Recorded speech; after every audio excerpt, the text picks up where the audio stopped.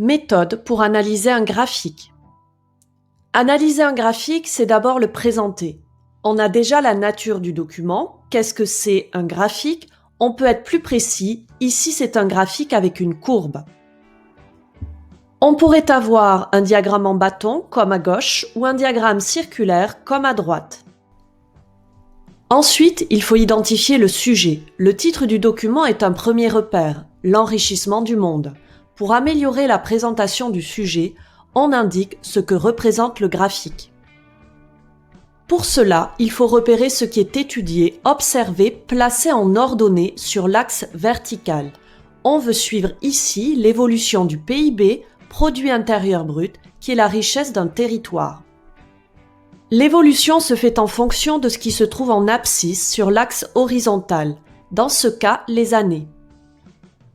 Enfin, il faut identifier la source, d'où viennent les données, c'est-à-dire les nombres qui ont permis de réaliser le graphique. Le plus souvent, on trouve la source sur le bord du document. Pour terminer, on réunit l'ensemble des informations dans une phrase.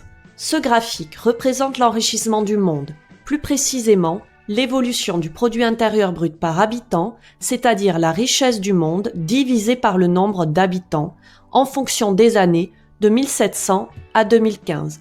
Les données proviennent d'un livre de Goklani. Analyser un graphique, c'est ensuite décrire l'évolution de ce qui est étudié.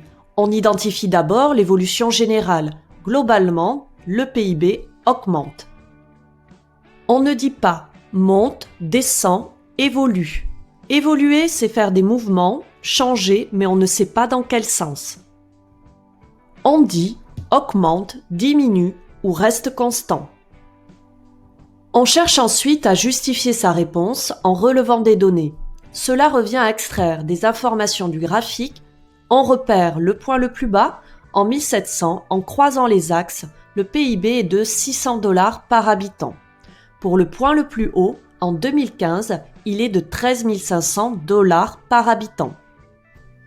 On peut faire une phrase du type « Le PIB par habitant a beaucoup augmenté depuis 1700, il était de $600 par habitant à cette époque et aujourd'hui en 2015, il est de $13 500 par habitant. » Remarquez, on n'écrit pas seulement 600 ou 13 500, on met l'unité de mesure, dans ce cas dollars par habitant.